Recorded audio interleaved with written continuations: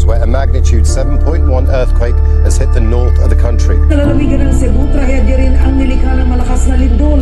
Bukod sa mga namatay, binasak din ng lindol ang mga bangay at pampublikong lugar. Biglang yumanig ang lupa sa lindol.